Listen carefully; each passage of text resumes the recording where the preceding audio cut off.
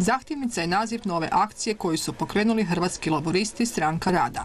Tijekom subotnjeg prijepodneva na Središnjem Čakovečkom trgu članovi stranke prikupili su potpise građana zahtijevajući rješavanje 3 goruća problema: dužničko ropstvo zbog devizne klauzule, nepravedna provedba ovrha te drugi stup mirovinskog osiguranja u koji je ušao dio zaposlenih, a nisu morali, a sada se ne mogu vratiti u generacijsku solidarnost.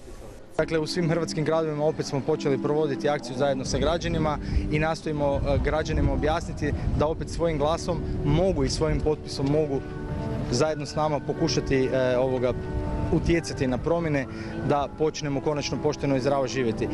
Dosta se čuju reakcije ljudi, joj opet nešto moramo potpisivati, zbog čega to ne bude uspjelo.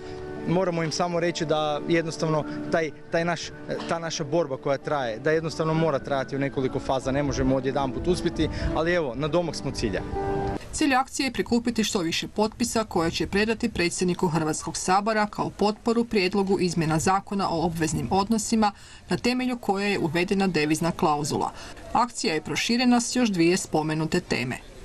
Akcija Zahtjevnica upućuje na one goruće probleme koji more većinu građana ovoga društva. Znači nema obitelji koja nema kredit, oni koji se plaše ovrhe, te oni koji nisu zabrinuti za svoju mirovinu.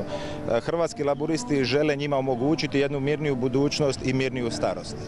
Kako je otplata kredita vezana uz švicarske franke veliki problem za brojne građane, predsjednik Međimurske podružnice Hrvatskih laburista Stranke rada uputio je poruku vladajućima.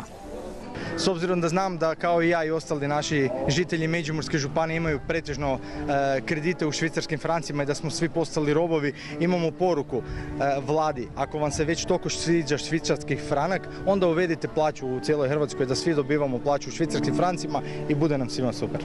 Akcija Zahtjevnica će se provoditi svake subote pod Dvurom na Središnjem Čakovečkom trgu te svake srijede na Sajmištu sve do 10. srpnja.